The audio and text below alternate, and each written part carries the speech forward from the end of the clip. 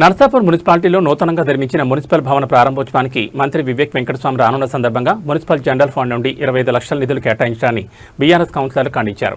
ఈ సందర్భంగా నర్సాపూర్ పట్టణంలో కౌన్సిలర్లు బుల్లెట్ రాజు, మోహిత్, బీఆర్ఎస్ పట్టణ అధ్యక్షుడు భిక్షపతి, బీఆర్ఎస్ సీనియర్ నాయకులు బాలరెడ్డి విలేకరుల సమావేశం ఏర్పాటు చేసి మాట్లాడుతూ ప్రారంభోత్సవానికి వస్తున్న మంత్రి నిధులు మంజూరు చేయాల్సింది పోయి జనరల్ ఫండ్స్ నుండి తీయడం దారుణమన్నారు. మున్సిపల్ ఎన్నికల ప్రచారంలో మంత్రి వివేక్ వెంకటస్వామి మున్సిపల్ అభివృద్ధికి 30 కోట్లు మంజూరు చేస్తానన్న హామీ ఏమైందని ప్రశ్నించారు. మంత్రి నర్సాపూర్ వస్తున్న సందర్భంగా 50 లక్షల నిధులు మంజూరు చేయాలని డిమాండ్ చేశారు. అలాగే నర్సాపూర్లో అసంపూర్తిగా ఉన్న ఇంటిగ్రేటెడ్ మార్కెట్, ధోబీఘాట్ తదితర నిర్మాణాలకు నిధులు మంజూరు చేయాలన్నారు.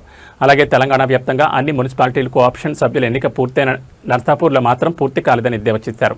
ఈ కార్యక్రమంలో బీఆర్ఎస్ మండల అధ్యక్షుడు చంద్రశేఖర్, నాయకులు సత్యం గౌడ్, రింగుల ప్రసాద్, జ్ఞానేశ్వర్, విఠల్, ఆంజనేయుల్ గౌడ్, ఆనంద్, వినయ్ తదితరులు పాల్గొన్నారు. వచ్చినప్పుడు కూడా కొన్ని నర్సాపూర్లో మనకు సమస్యలు అనేది చాలా ఎక్కువ ఉన్నాయి. దాన్ని బట్టి మన మినిస్టర్ గారు కూడా ఒక 15 కోట్లు మన మున్సిపాలిటీకి మంజూరు చేస్తే చాలా సంతోషంగా ఉంటుంది. నర్సాపూర్ అభివృద్ధి కోసం చాలా పనిచేస్తుంది. దాన్ని మినిస్టర్ గారు वजह ये है कि जो हमारे बालरेड्डी अन्ना बोले अभी वो एक वजह है, और एक दूसरी वजह ये है कि कॉप्शन नहीं कर रहे। मेदक में हर जगह कॉप्शन का हो गया, नरसापुर में कॉप्शन का नहीं दिए अभी, इसलिए हम लोग मीटिंग में नहीं। अतराफ तेलंगाना में पूरा कॉप्शन का हो गया, नरसापुर में नहीं हुआ, इसीलिए हम लोग मीटिंग को बाइकाट कर रहे हैं। 2.5 సంవత్సరాల దగ్గరకు వస్తున్నది. రూపాయి ఎక్కడ వేసినా బొంగడు అక్కడనే. ఒక ఇటుక పెట్ల కదిలేవని ప్రభుత్వం కాంగ్రెస్ ప్రభుత్వమే. ఎందుకు ప్రజల మీద మరి ఇలాంటి అపాస్యం చేస్తుందో ప్రభుత్వానికే తెలియాలి. ఇప్పటి వరకు ఒక్క రూపాయి అంటే ఒక్క రూపాయి తీసుకొచ్చిన పాపాన పోలే కాంగ్రెస్ ప్రభుత్వం.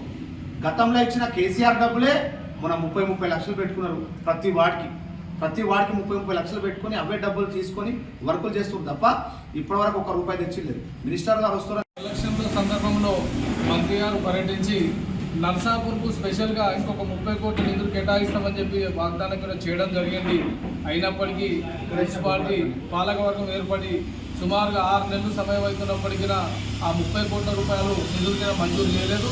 ఇప్పుడన్నా మంత్రి గారు వస్తున్నారు కాబట్టి దాన్ని పరిగణన తీసుకొని ఖచ్చితంగా మీ మాట నిలబెట్టుకొని మంత్రి గారు ఖచ్చితంగా 30 కోట్ల రూపాయల నిధులు మంజూరు చేయాలని కూడా తెలియజేస్తా ఉన్నాం. ప్రభుత్వంలో శాంక్షన్ చేసిరు. ఇప్పుడు కొత్తగా తెచ్చింది ఏం లేదు. 1 రూపాయికి నా మున్సిపాలిటీకి ఇచ్చింది ఏం లేదు. 15 కోట్ల రూపాయలు నర్సాపూర్ డెవలప్మెంట్ కోసం ఏదైతే చెప్పారో అడిగిన గత 2 సంవత్సరాలు 3 సంవత్సరాల కింద బీఆర్ఎస్ గవర్నమెంట్ శాంక్షన్ అయిన నిధులే, అవే నిధులే వచ్చినాయి తప్ప కొత్తగా తెచ్చిన నిధులు అయితే ఏం లేవు. ఎందుకంటే మేము అభివృద్ధి చేసినామని చెప్పుకోవడానికి తప్ప 1 రూపాయికి మున్సిపాలిటీకి తీసుకొచ్చి నిధులు కేటాయించలే కాబట్టి దాన్ని కూడా మేము ఖండిస్తూ ఉన్నాం.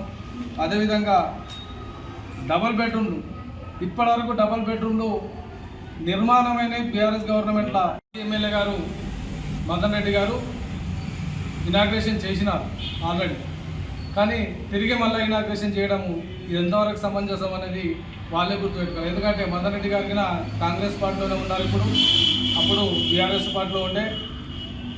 అయినప్పటికీ వారిని అగౌరవపరిచే విధంగా మళ్ళీ మంత్రి గారితో ఓపెన్ చేయడం ఇది సమంజసం కాదని. అదేవిధంగా నర్సాపూర్లో